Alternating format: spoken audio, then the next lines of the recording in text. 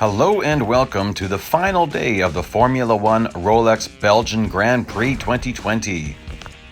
We've got to heat up the tires and push back to position 2. I'd like to win this one if I can, but we'll just see. It wouldn't make sense for me to stop and do donuts like I did in other stages because the cars are just going to get too far ahead of me. I don't think that I'd be able to make up that deficit, although I actually have done that in some other events in the past. But not beneficial here, so just gonna get on the brakes early. Other things I've sometimes done is drifted the car around corners and doing things like that. However, in these cars, doing a lot of drifting, you lose a lot of speed. It's better just to drive it clean, keep it on the track, and that should get things going. Like there's Bottas right there. I just need to pass him, and I've already met the requirement of the race. And it's going to get easier as we go because the tires are heating up and my grip will be improving. So if you know the braking points, just back them up. If you know the throttle points, just move those forward and you should have no trouble here. Nice long section here. One thing we haven't gotten into much is the different ways you could earn this car. You could do it all with M dollars if you want to. So you could do this without spending gold, but you'd have to spend an awful lot of M dollars. And you can't do it with just gold. You're gonna have to buy some tuning. So if you just repeated races like crazy to get a fully maximized driver, I do not expect that is enough PR to be able to qualify for the final races. So I'm doing a combination of both. I fully intend to maximize my principal, maximize my driver, and maximize the tuning after this event. I'm not going to do it during this event, but I want to have one car that's fully maximized. That's going to benefit me when there are time trial competitions and so on. So I can earn back some of that currency. Also, a fully maximized driver will unlock the Invitational Series for this car. So that's kind of cool that you don't have to maximize the principal and the driver. Just maximizing the driver will do that. And maximizing the driver also gives you unlimited tries at a time trial or unlimited drive. And then when you fully maximize your principal, that is what will double the durability of the car.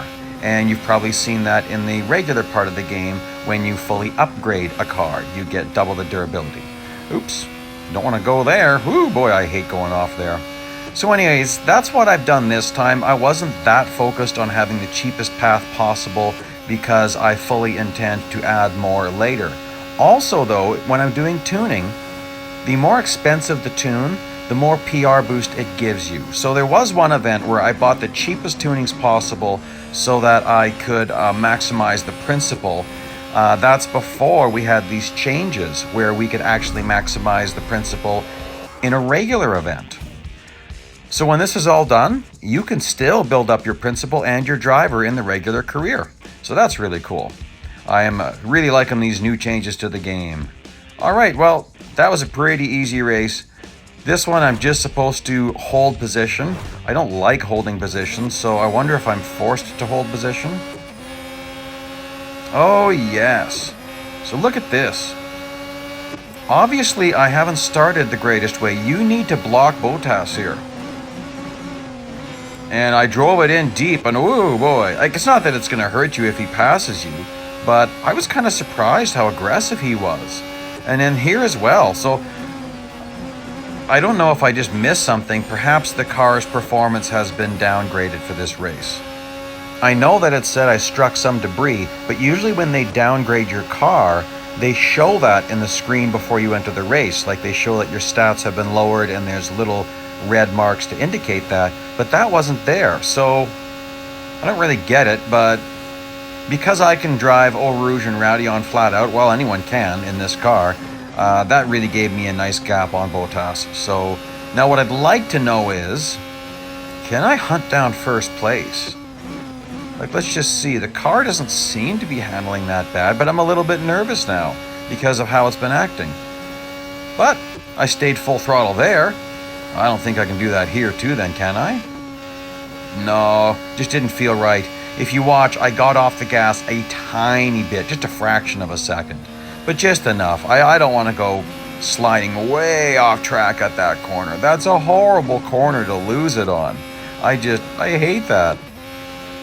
I mean, it's nice that it's all paved, but still, you just slide and slide and slide, and the wall's so far away that you really don't have to worry about hitting it. So it's not that it's the kind of crash that damages your car in this game, but it's a really high-speed corner. So when you go flying off track there, you just lose piles of time.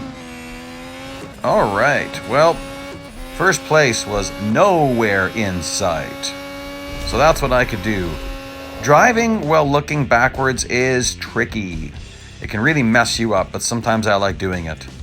Okay, you're going to notice here, not in this race, but I'm going to run out of room for $M earnings soon. I'm not going to stop. I'm going to keep going because it takes me a long time to make the videos after I finish these races.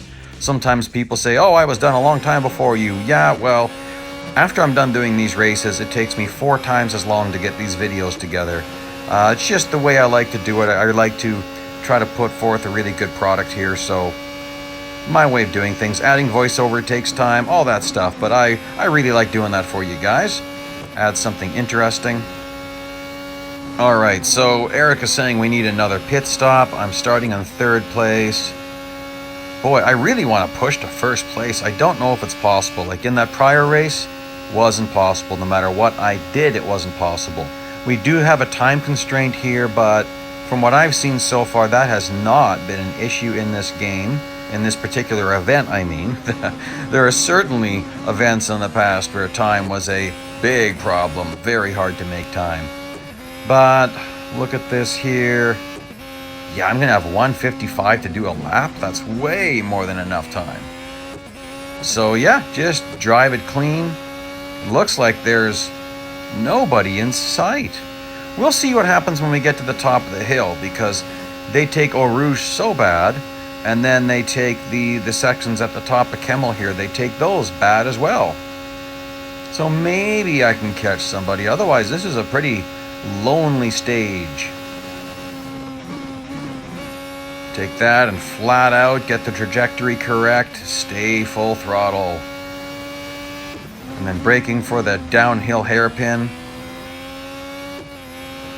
Well, there's still someone behind me, but whoa!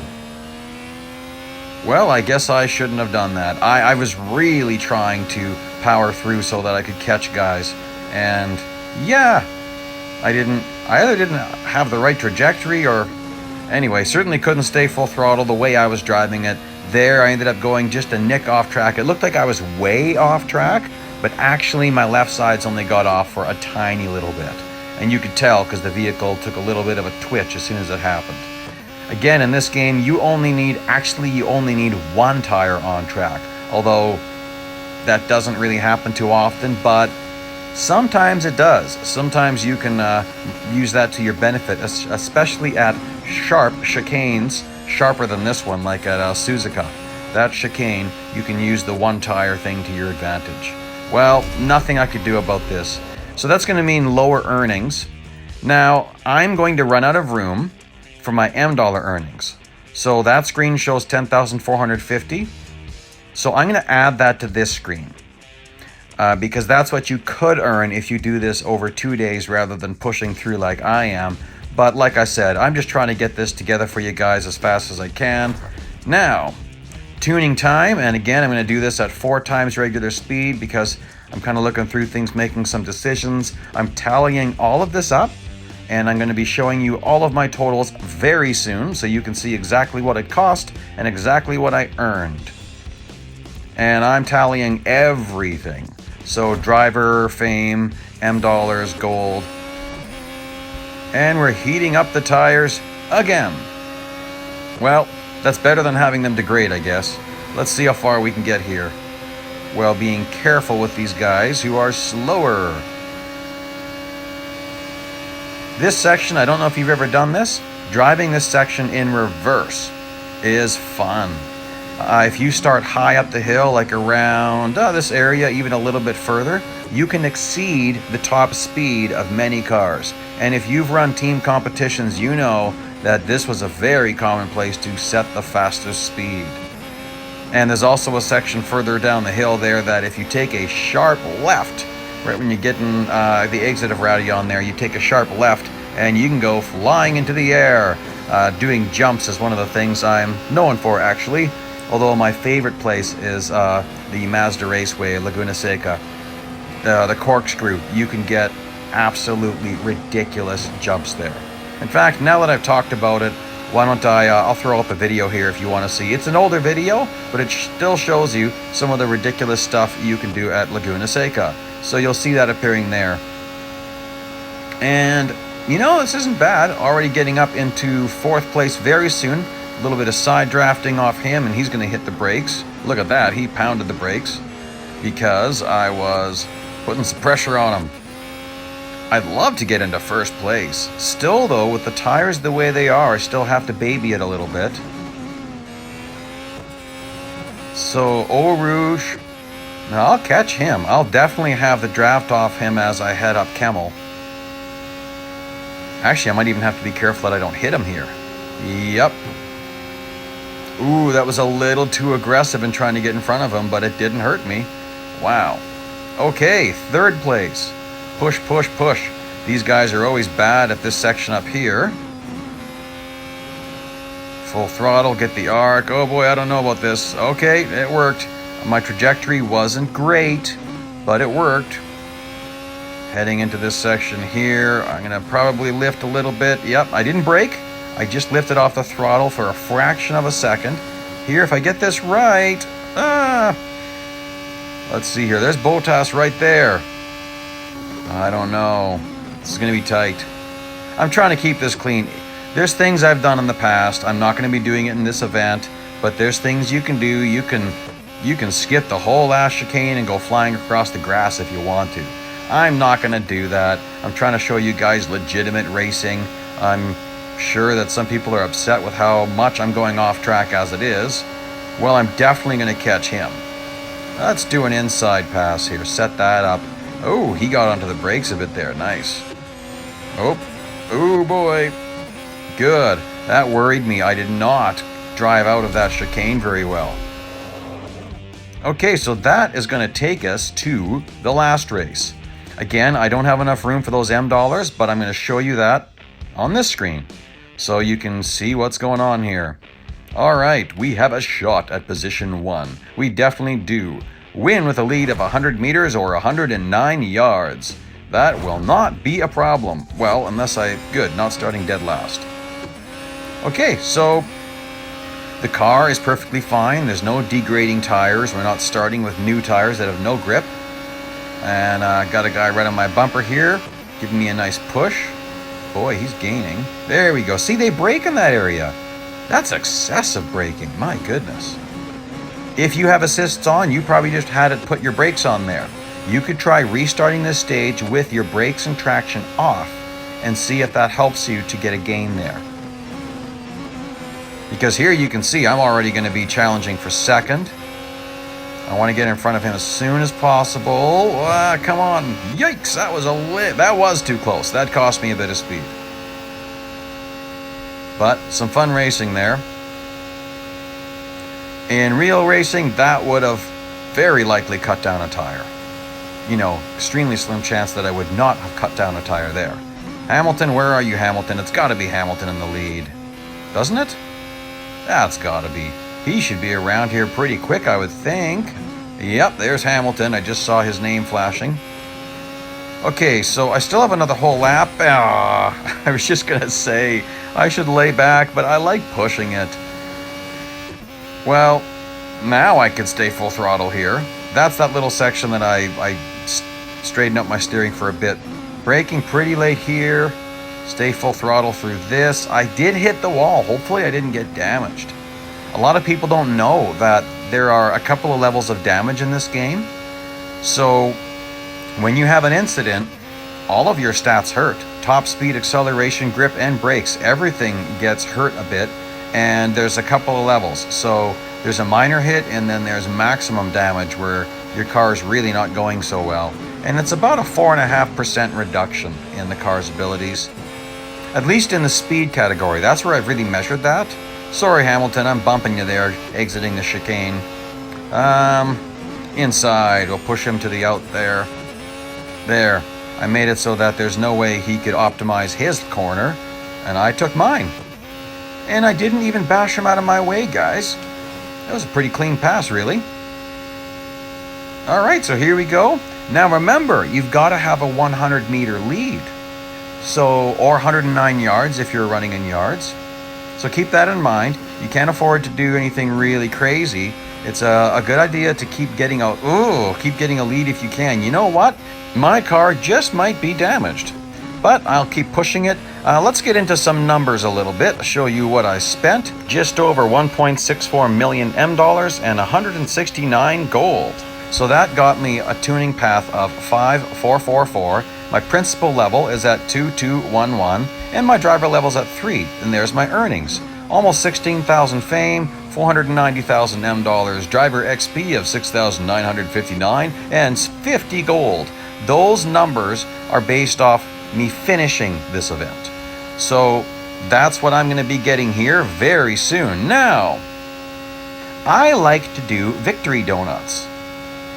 I got a half-kilometer lead, and I should be able to take this last chicane better than Hamilton, although I'm definitely damaged. My car's stepping out a little bit.